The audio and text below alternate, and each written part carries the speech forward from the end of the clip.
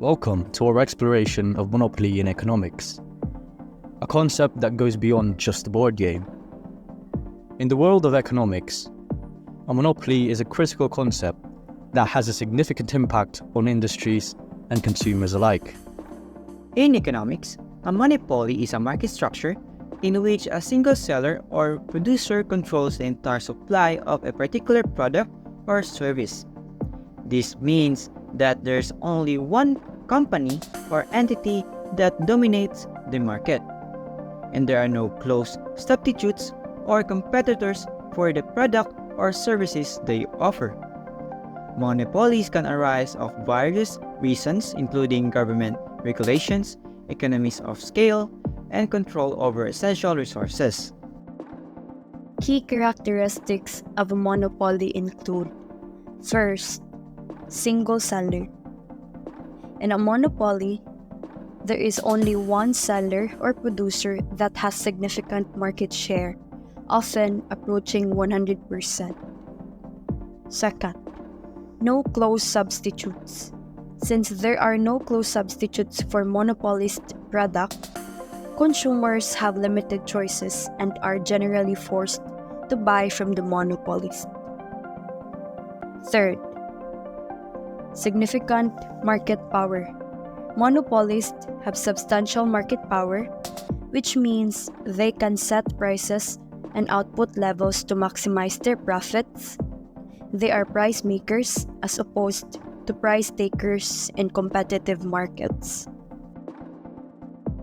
4. High barriers to entry. Barriers to entry are obstacles that make it difficult for new firms to enter the market and compete with a monopoly. These barriers can include legal restrictions, high capital requirements, economies of scale, and control over essential resources. 5. Price control. Monopolists have the ability to set prices at a level that maximizes their profits, often resulting in higher prices for consumers.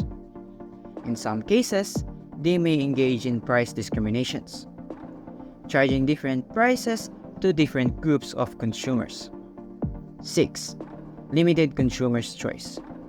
With a lack of competitions, consumers may have limited choices and less influence over the quality, prices, and availability of product or service. Much like in the board game Monopoly, these real-world monopolies can have immense power. They set prices, control supply, and influence the choices available to consumers. Let's take a look at the pros and cons of monopolies in economics. 3 pros of monopoly. Number 1. Economies of scale. Monopolies can benefit from economies of scale, which means they can produce goods or services at a lower cost due to their large scale of operations.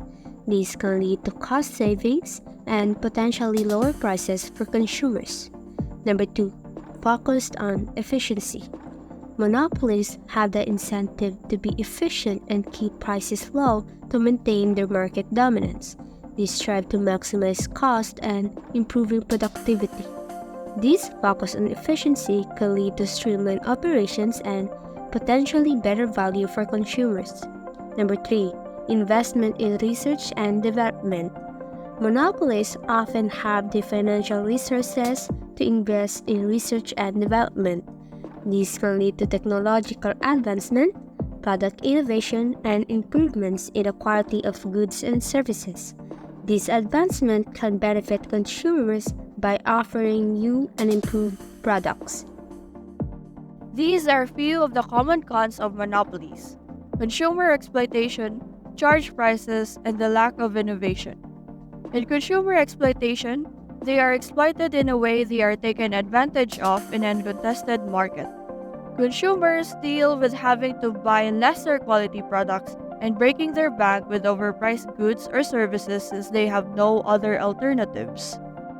And in charge prices, since monopolies have no competition and with a higher demand for their products, it is easier for them to profit off consumers in the market. And so, they can charge for their products with unjustified numbers, and these consumers are forced to buy these products since there is little to no alternatives for it. Lastly, the lack of innovation. Since there is a lack of competition in the market, monopolies lack the motivation to generate ideas that are revolutionary or improve their products. So often, the quality of their products or services will remain stagnant, will dwindle in the changing world over time, and consumers have no choice but to settle for it. One of the most famous historical examples is the breakup of AT&T in the 1980s. This led to increased competition in the telecommunications industry. In conclusion, the concept of monopoly in economics is more than just a game. It has real-world implications for businesses, consumers, and governments. Understanding and managing monopolies is a key element in shaping our economic landscape. Thank you for joining us in this exploration of monopoly in economics.